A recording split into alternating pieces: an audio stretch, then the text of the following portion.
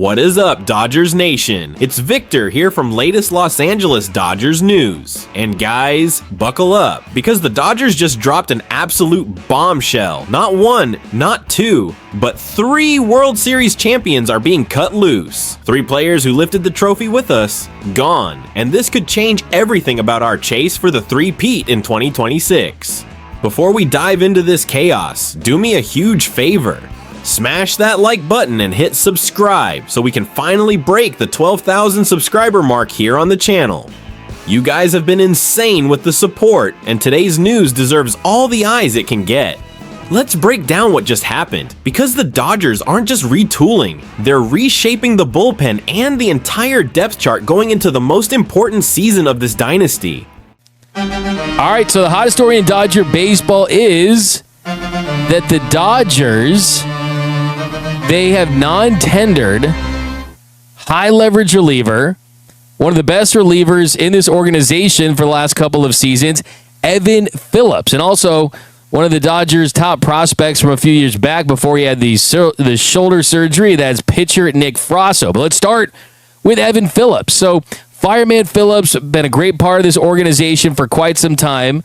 Been an integral part of this organization for quite some time. Well, Friday was the deadline for teams to tender contracts for the 2026 season to every player on their 40-man roster. And essentially, it is a deadline for teams to reach deals for eligible players for salary arbitration. And a lot of that time also comes with trimming the fat on the roster, making tough decisions. You've got non-tender casualties, and Evan Phillips was the one that is the biggest name that stood out. Yesterday, we did a show, and the title of the show was 3 Dodgers Who Could Get Cut. And Evan Phillips was the top guy that was a possibility. And ultimately, what we said could happen is maybe he gets the Tommy Kahnle deal, right? Maybe he just waits and maybe signs a multi-year deal when they get closer to spring training, when the 60-day IL opens up. But for right now, he has been non-tendered. Now, Phillips did miss the 2024 World Series. He had a rotator cuff strain in his right shoulder. It was an injury that forced him to have to rehab for a while, and he was out for the first month of the 2025 season. And then just 2.5 weeks after making his comeback, Evan Phillips went back on the injured list and had Tommy John surgery ultimately on June 4th. So when he came back, he was effective, but something just was not right.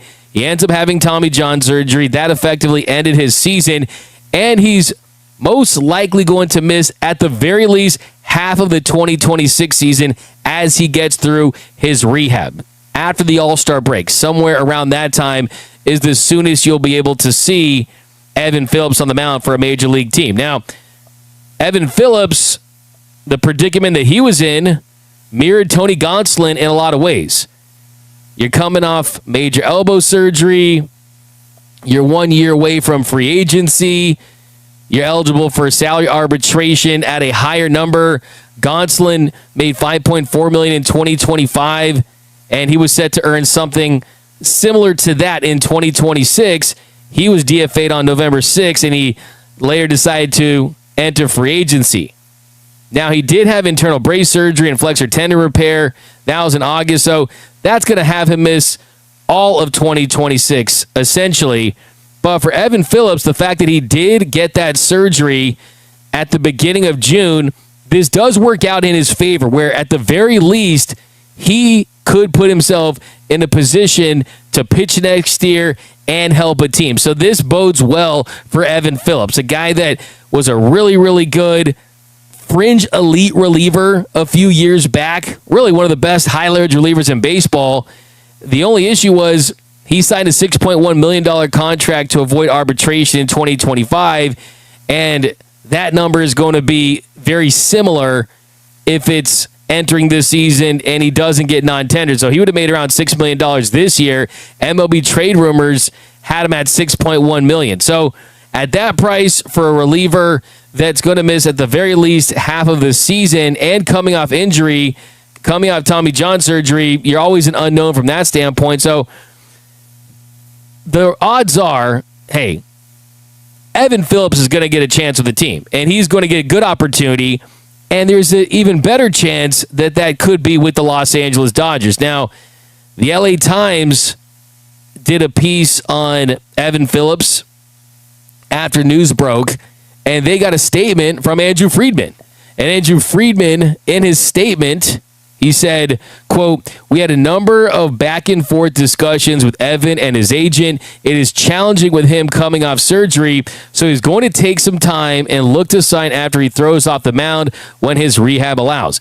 Evan has been a big part of our past success, and we will continue the conversation about bringing him back. We respect that he's taking his time to decide what is best for him and his family." So for Andrew Friedman to quickly get out a quote about Evan Phillips, one, respect. You got to appreciate that if you're the Phillips family for all the work that he's done. And then two, it tells you there's a real opportunity, there's a path for him to come back to the Dodgers. And it would be a shame if that's how his career ended with LA. I got a chance to kind of get to know him just through interviews last couple of seasons. He's nice. He's jovial. He loves the pitch. He loves the Dodgers. He's had some bad luck. That's the dream, pitching in the World Series, and he was robbed of it 2 years in a row. But when he was at his best, I mean, he was the guy for the Dodgers for multiple seasons. And the Dodgers, they found him. They developed him. He was a diamond in the rough, an unknown pitcher essentially at the time. The Dodgers claimed him off waivers in 2021, and by 2021, he was one of the best relievers in all of Major League Baseball. Of the 484 pitchers that had tossed at least 150 innings in the last 5 seasons, a 2.23 ERA, that's 5th. His 2.93 expected ERA, that's 18th. He was 34th in strikeout to walk rate at 22.1%. He had 45 saves with the Dodgers. He led them in saves in 23 and 24. So he was a very important part of what the Dodgers did the last couple of seasons, coming out of the bullpen. It shouldn't come as a complete shock that he got non-tendered. I think the Dodgers have almost gotten to the point where they're going to be a little more selective when it comes to that bullpen and just taking flyers on some of these guys just because of the injury risk, and you just never know if you're going to be able to get them back to the pitcher they once were. But I still believe that this is all going to lead up to Evan Phillips around spring training. You can open up the 60-day IL, you sign him, you place him on that 60-day IL, and then he's in the organization, he's rehabbing in the organization, you can monitor him. He's going to sign for a lot less than the $6 million. And I think it makes sense for Evan Phillips too, because if you sign back with the Dodgers, whatever it is, $1 million, $2 million, less than that, whatever it is, they're going to put you in the best situation to optimize you for success, and then you hit the open market, and you could see a multi-year deal like the Tommy Kahnle, like the Trinan. There's certainly something like that could be in the works for Evan Phillips, and I hope to see him back because he's a great dude. I still think he can help this team. It's not like he's a guy who's heavily velocity reliant. He's not dependent on 99, 100 miles per hour. He can still get soft contact. He can miss bats. He can miss barrels. And he can use that cutter and sweeper and still go out there and be effective for this team. So I want to see him back on the Dodgers. I hope that he lands back in LA. And at this point, I think it's safe to say that you can expect that if you're a betting man, to see Fireman Phillips, the man who's affectionately named Honey Bun, to potentially be back with the Dodgers at some point next season. Now, the other non-tender was Nick Frasso. Now, Nick Frasso, he didn't pitch for both seasons when he was on the Dodgers 40-man roster. I actually broke that story a couple years ago at Dodgers Fan Fest when I asked him, I was like, hey, Nick, you're one of the top prospects, one of the top pitching prospects in the organization, Nick. How excited are you to potentially make your Dodgers debut in this stadium in front of your family and seeing all that work pay off? And he kind of paused for a second. I'm like, oh no, what'd I say? He's like, I've got to be honest with you. I'm not going to be pitching this year. I just had shoulder surgery. I was like, wow, okay, well, pivot. And then I started asking about his shoulder surgery, and that's just kind of how it came out. So sometimes you can break news unexpectedly, and that's how it happened in that situation. And Nick Frasso was a guy that the organization was high on. Unfortunately, he just couldn't stay healthy. He missed all of 2024 after shoulder surgery. He also had hip surgery. And in AAA, wasn't good. Had a 5.49 ERA in 43 games, made 7 starts, had 68 strikeouts to 42 walks and 77 innings of work. The Dodgers did call him up on the second to last day of the season, but then he was placed on the 60-day IL to make room on the roster for Andrew Heaney, and Nick Frasso has one option year remaining. So no Nick Frasso, no Evan Phillips. The Dodgers now have 37 players on that 40-man roster, including 23 pitchers. So 37 players on the 40-man and 23 pitchers. Evan Phillips the casualty, Nick Frasso the casualty. All right, guys, after hearing Doug McCain break down those first 2 cuts on Dodgers Nation, things are clearly starting to heat up inside the organization. The front office is moving fast, and those decisions were just the beginning, because now we've got even more breaking news. The analysts over at Dodgers Territory are reporting that 2 additional players are expected to be cut today, adding even more shockwaves to what's quickly becoming one of the most dramatic roster shakeups of the entire offseason. Who are they? Why now? And what does it mean for the Dodgers' plans heading into 2026? We're about to get into all of that. But before we roll the clip, make sure you hit that subscribe button and drop a like. It really helps the channel and gets us closer to our next big milestone of 12,000 subscribers. Alright, let's jump over to Dodgers Territory and see what their analyst had to say about the next 2 players on the chopping block. Clint, that we need to talk about. Tomorrow, the 21st, is the non-tender deadline for Major League Baseball. So per MLB TR, trade rumors, the Dodgers have 3 non-tendered candidates. And ironically, they're all relievers. Right-handed pitcher Evan Phillips, Brock Stewart, so Beef is on there, and then Anthony Bonda. Now, on that, first of all, Evan Phillips on the list surprises me until you look at the projected money attached to him. So if there was anybody, Clint, that perhaps would be non-tendered by the Dodgers, it would likely be Evan Phillips if they're looking to make some of the cash. What's your opinion on those 3? Yeah, I mean, between those 3, Evan Phillips, it's just money, and it's kind of a lottery ticket for if you're looking down the road. If High Leverage Honey Bun is healthy when you get into August and September. If I'm the Dodgers, understanding that I just print money, I manufacture money, I am happy to spend the $6 million. Again, these are projected arbitration figures. You could find a situation as well where the Dodgers come to some sort of 1+1 agreement. They did it with Tony Gonsolin when he was heading into Tommy John surgery. I mean, that's a lazy way of saying it, but they've done that in the past where some guys are injured and you find a way to do a 1-year deal with an option. But still, $6 million, that's chump change for this team in knowing that you could have somebody who has been a closer for this team in the past. He is absolutely every bit of a leverage arm at the back end of a bullpen, and that is chump change. Going back to that list, a couple of names like Brock Stewart, I didn't really think about it until I should say I didn't agree with him being a non-tender candidate until I started thinking about it a little bit more, just because he is coming off of surgery. He is also somebody who might maybe not be ready for opening day. They do need bodies that are ready for opening day.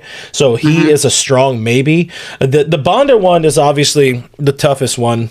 That kind of, tugs at people's heartstrings a little bit there. Oh my God. The lovely ladies of LA are going to lose their mind. Yeah. If Anthony Bonda goes to another team. They love him, man. He is a chick magnet, if you will. Yeah, and he's solid. He is absolutely a solid piece in that bullpen. However, he does not have options in 2026. He didn't in 25 either, but he doesn't have options, and they are this is an organization that loves to be able to have at least a little bit of team control. It's not the money so much. They have a bunch of lefties as well with we mentioned Tanner Scott, Alex Vesia, Ronan Kopp now being on the roster as well, on the 40-man roster. So we find out tomorrow where they end up going with this with this decision, with the non-tender deadline. Somebody who also could maybe, he wouldn't be tendered a contract because he's not arbitration eligible yet, but I mentioned a couple weeks ago, you could find a way to make roster space by cutting Bobby Miller or whatever. But to this section of the show, before we take a break and then eventually welcome in Josh here in a minute or two, With Bonda, the fact that this team needs roster space, I think that's the thing that works the most against them. That and the options is where you can see a tough move happen. And this is Riz, this is every bit of a business when it comes down to it. Well, I mean, as a player, you don't necessarily want to have options because you don't want to keep getting bounced up and down, up and down. You don't want to have to ride that AAA to the big league level elevator. But at the same time, it's like, it's a very sticky and scary situation when they might just be like, see ya, we're going to let you go and non-tender you and see if another team picks them up. But think of the frequent flyer miles. No, thanks. No, thank you. So much. No, thank so you. We're going to welcome in Josh Norris from Baseball America here momentarily. But before we do that and talk to him all things Dodgers, a word from our friends at Foul Territory. All right, Dodgers fans, now I want to hear your thoughts on all of this. What did you think about these latest cuts? Were they the right moves for the front office to make? Or do you feel like some of these players are going to be missed heading into next season? Do these decisions make the Dodgers stronger for 2026? Or are we creating new holes in the roster? I'm really curious to see how the fan base is feeling about this wave of changes. So drop your opinions down in the comments. I'll be reading everything. And don't forget to smash that like button and hit subscribe to help us reach our next big milestone of 12,000 subscribers. This is latest Los Angeles Dodgers news. I'm Victor, and I'll see you in the next one.